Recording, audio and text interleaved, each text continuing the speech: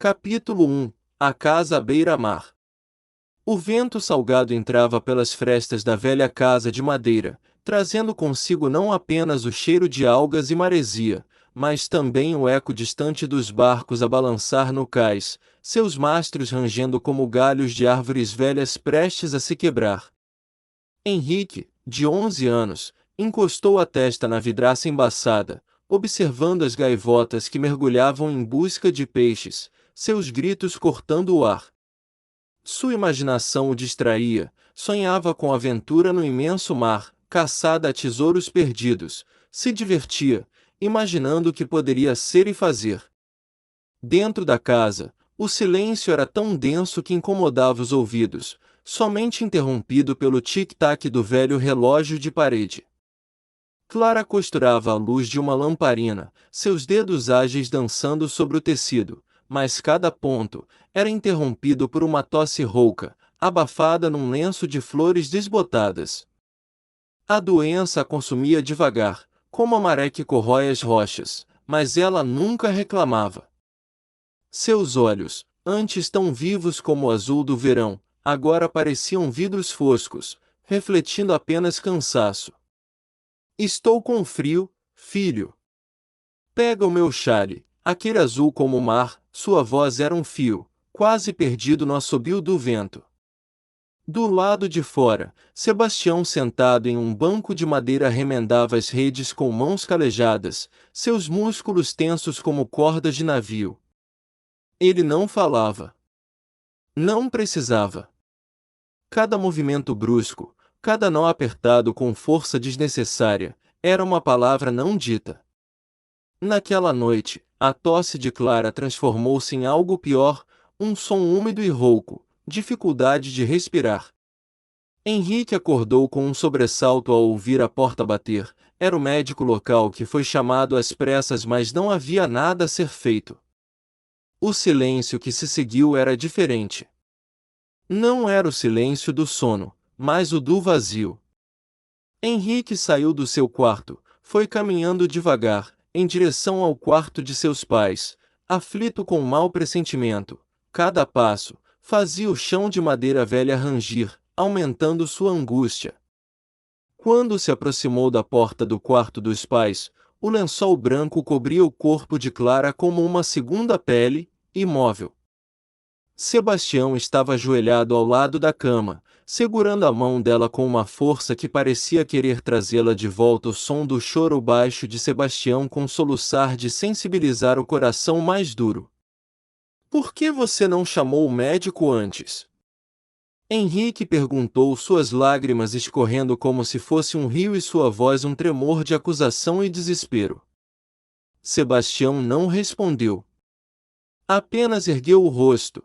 E pela primeira vez, Henrique viu lágrimas escorrendo por aquelas faces endurecidas pelo sal e pelo tempo. Mas era tarde demais. A revolta e mágoa instalou-se no peito do menino como um peso frio.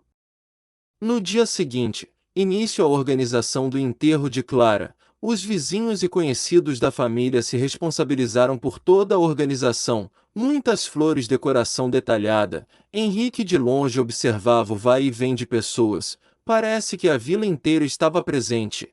Pessoas de vilas distantes assim que souberam compareceram, para prestar suas últimas homenagens. A igreja que ela frequentava estava presente. O padre emocionado. Henrique percebeu como sua mãe era querida e admirada por todos. E seu pai respeitado. Histórias de sua mãe mostrando como ela era uma mulher admirável, amigos de infância sorrindo com suas lembranças, lamentando a falta que fará. Mesmo de longe ela era um exemplo para todos. Se perguntando o que seria sem ela, pai e filho sozinhos. Henrique ouviu algumas palavras de acolhimento de velhos conhecidos e outros que nunca tinha visto, mas nada diminuiu o seu sentimento de vazio que sentia. Sua mãe estava bem cuidada, com flores e vestes delicadas. A comoção era geral. Uma mistura de despedida e homenagem. O vento soprava quente e acolhedor. Som das garças e o pôr do sol anunciavam o término, a última despedida. Entre choros, orações, agradecimentos e aplausos. O enterro terminou. Capítulo 2. O silêncio e a tempestade. Os dias que se seguiram foram como caminhar sobre areia movediça, cada passo mais difícil que o anterior. A casa, outrora preenchida pelo cheiro de pão fresco e pelo riso de Clara, agora era um casulo de sombras. Até o mar parecia mais quieto, como se respeitasse o luto daquela família partida. Sebastião desaparecia antes do amanhecer e só retornava quando a lua já banhava as ondas de prata. Trabalhava como um homem possuído, como se cada peixe fisgado pudesse preencher o vazio que Clara deixará.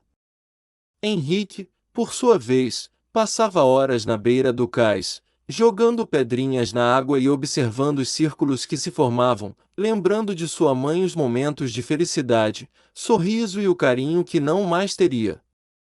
Na manhã de seu aniversário de 12 anos, Henrique acordou com um nó na garganta. Desceu as escadas e encontrou Sebastião à mesa, a caneca de café intocada, o olhar perdido no vazio. Hoje vou pescar sozinho, anunciou Henrique batendo com a mão na mesa, desafiando a autoridade do pai. Sebastião nem pestanejou. Apenas acenou com a cabeça, como se já esperasse por aquilo. Henrique vestiu uma bermuda e blusa feitas pela sua mãe, maneira que encontrou de homenagear lá chapéu de palha muito tempo dado pelo seu pai. O mar estava calmo quando Henrique empurrou o barco para a água, mas o céu carregado prometia tempestade. Ele ignorou os sinais, assim como seu pai ignorara os da doença de Clara. Quando as primeiras gotas caíram, eram leves, quase amigáveis. Mas em minutos, o vento começou a uivar, e as ondas cresceram como monstros famintos. O barco balançou violentamente, e Henrique agarrou-se ao mastro. Seus dedos rapidamente ficaram dormentes pela água gelada. "Pai!" gritou, mas o vento engoliu sua voz. Um clarão iluminou o céu, e por um instante, ele viu Sebastião em outro barco, os braços estendidos, o rosto distorcido pelo terror. Depois, apenas escuridão. Sebastião perdeu o barco de vista, remou desesperadamente entre ondas e o vento gritando por seu filho, mas em vão. Depois de muito remar e procurar exausto em lágrimas, só encontrou o chapeuzinho de palha de Henrique, agarrou e chorou arrependido e se sentindo culpado.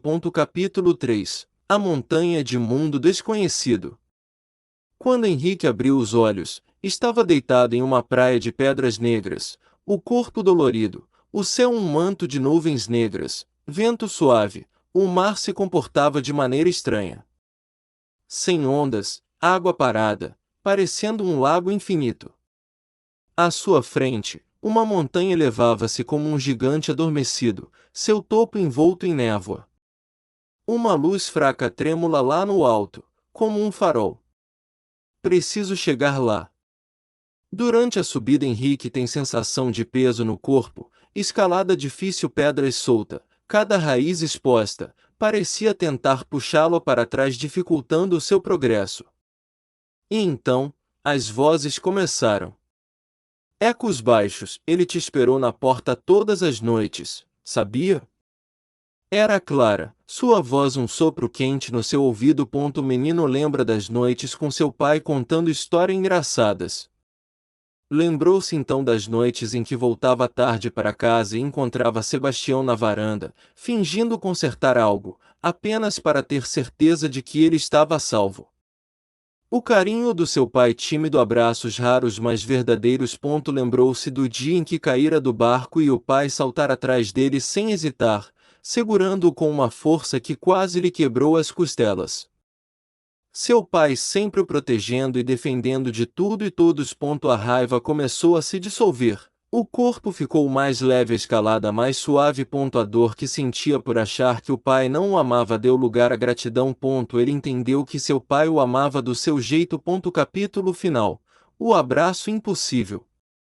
No topo da montanha, uma porta de madeira escura aguardava, suas ranhuras contando histórias de outras almas perdidas. Ao atravessá-la, Henrique viu-se de volta ao seu quarto, mas algo estava errado. Sebastião estava ajoelhado no chão, o rosto enterrado no travesseiro de Henrique, seus ombros sacudindo em silêncio. Meu filho, eu deveria ter dito, deveria ter segurado você. Voz rouca e travesseiro molhado, lágrimas escorrendo como um rio de tristeza infinita. Henrique tentou abraçá-lo, mas suas mãos passaram através do corpo do pai como névoa. Foi então que entendeu. Eu já me fui, não é? Uma presença suave tocou seu ombro. Ao virar-se, viu Clara, seu vestido azul flutuando como se estivesse sob a água. Está na hora de seguir em frente, meu amor. Henrique olhou uma última vez para Sebastião, agora adormecido no chão, exausto de chorar. Eu te perdoo, pai, estou aqui com a mamãe. Seja feliz. Clara, com expressão suave e orgulhosa, estendeu a mão, e ele a segurou. A luz os envolveu, quente como o sol da manhã, e o som do mar, agora suave como uma canção de ninar, os levou para sua nova casa. Sebastião acordou ao raiar do sol, se lembrando do que aconteceu. Foi um sonho, disse ele, acreditando que os dois estão juntos e felizes.